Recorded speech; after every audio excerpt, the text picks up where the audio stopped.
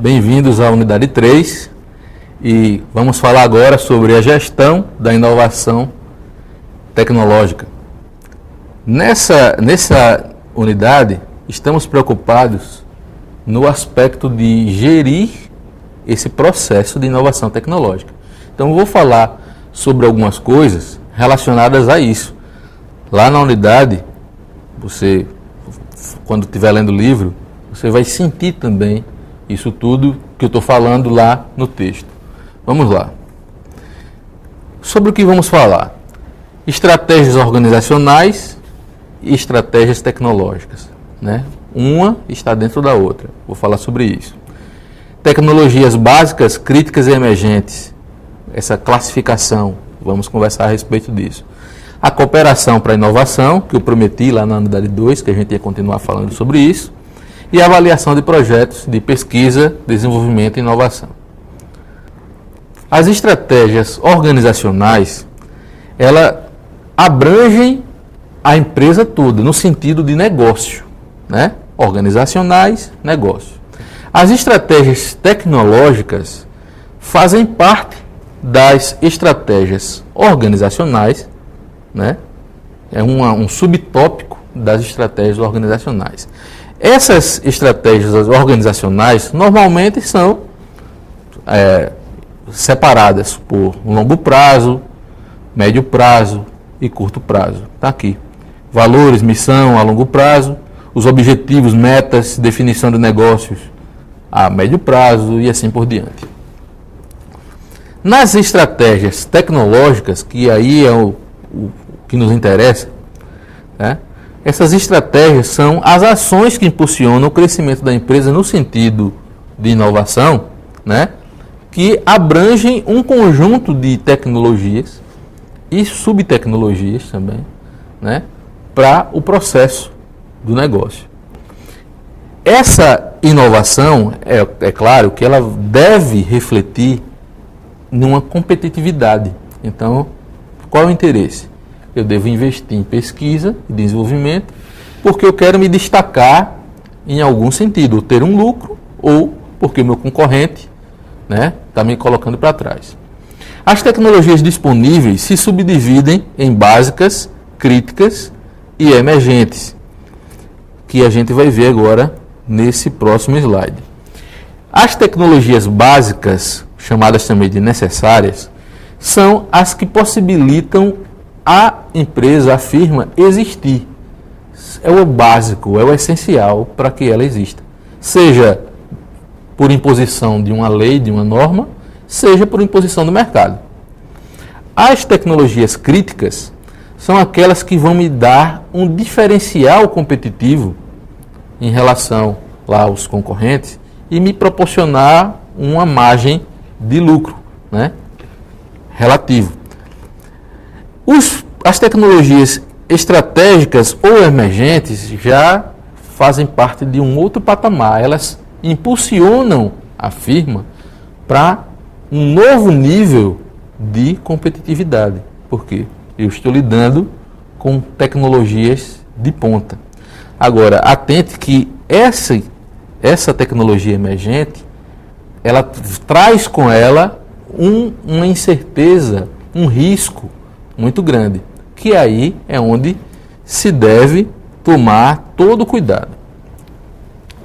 Freeman, ele organizou 6 tipos de tipologias para você entender o quão agressivo você está sendo com relação à inovação tecnológica. Veja aqui, estratégia ofensiva é quando você, né, quando existem vantagens em você ser o primeiro, enfim. Estratégia defensiva, que pressupõe que é interessante acompanhar de perto quem está investindo primeiro. Estratégia imitativa, vai administrar a sua defasagem, né, vai imitar mais de longe. A estratégia dependente é a estratégia de quem terceiriza as coisas, que depende da tecnologia de um terceiro. Estratégia tradicional, ela não tem tecnologia, inovações expressivas e só faz o básico acompanhando, né, a maioria. E a estratégia oportunista procura os nichos de mercado que não interessam aos maiores investidores e que, eu posso trabalhar aqui, tem uma oportunidade, não preciso investir muito, aí eu trabalho aqui. Então, existem esses tipos aí de estratégias com relação a como se investir em tecnologia. Então, todas as vezes que você estiver pensando em investir, você tem que se colocar em um tipo desse, porque dependendo desse tipo, você vai saber o que fazer. Veja no material que tem tudo detalhadozinho. A estratégia tecnológica. O que influencia na escolha de uma estratégia tecnológica? Isso aqui, inclusive, eu já falei anteriormente. O que influencia?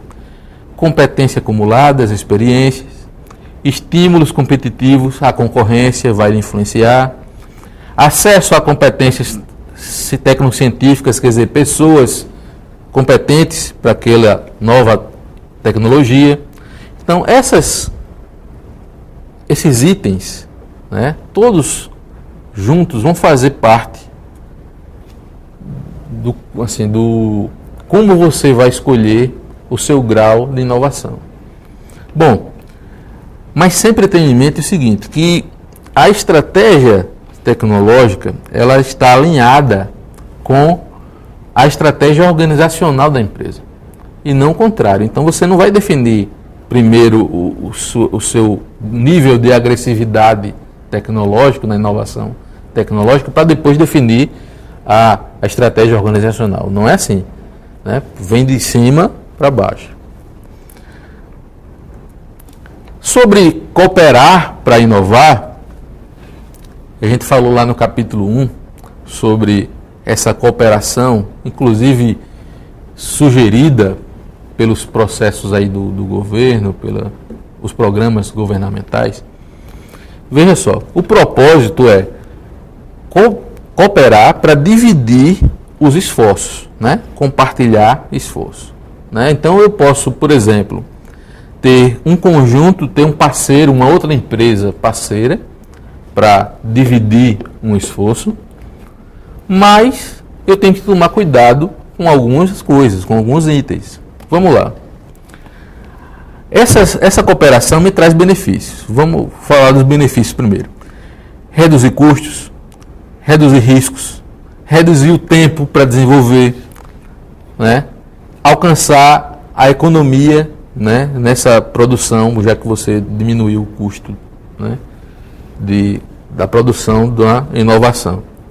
Só que isso traz algumas coisas que não são tão legais assim. Pense que a gente vai falar daqui a pouco. Veja só, se uma empresa se associa com outra empresa para desenvolver alguma coisa, ou se a universidade financia, vamos pensar primeiro nas duas empresas. Será que uma empresa deve ter acesso a tudo que a outra tem? Né? Sobre a universidade com relação à empresa, será que nós estamos pagando para que a universidade trabalhe para uma empresa?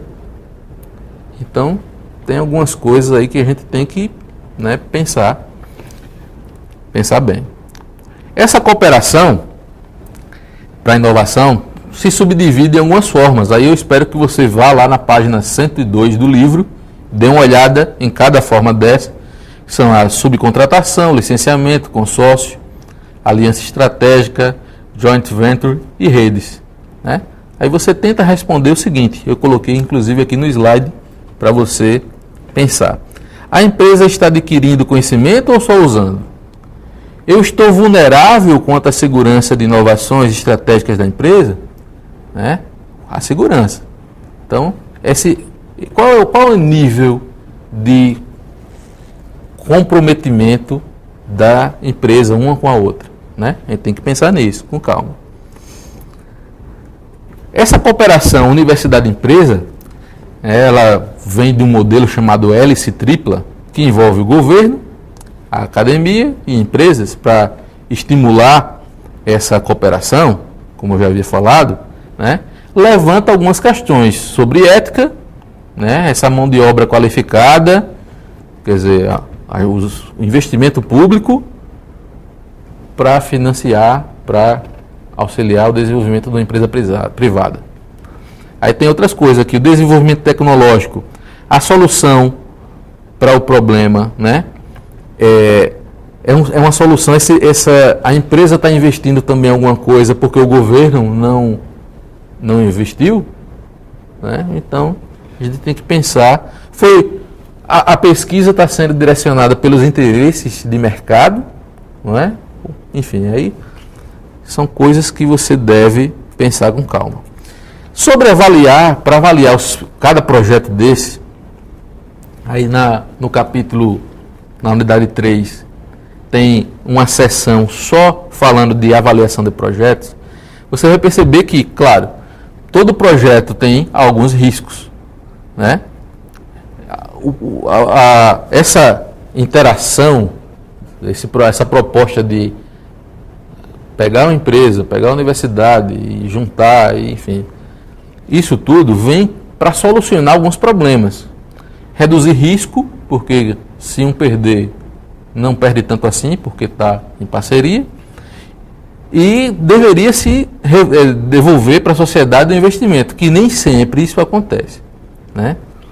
As soluções. A gente, quando divide riscos, a gente, enfim, trabalha com essa diluição da incerteza nos parceiros, né?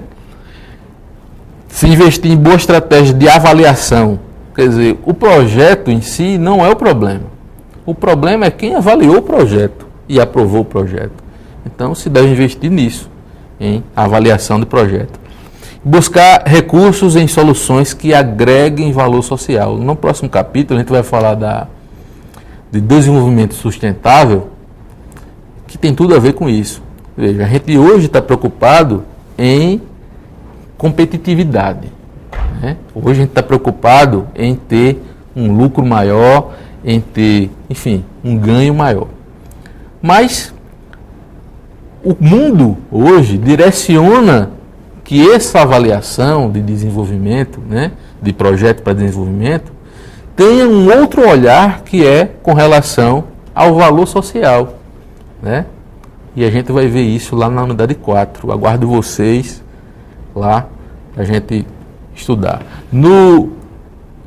Na unidade 3, eu espero que você ainda me encontre lá no fórum, leia o material, veja o vídeo quantas vezes for necessário, faça todas as atividades, que a propósito são muito fáceis, tá? Então aguardo vocês na próxima aula. Até lá.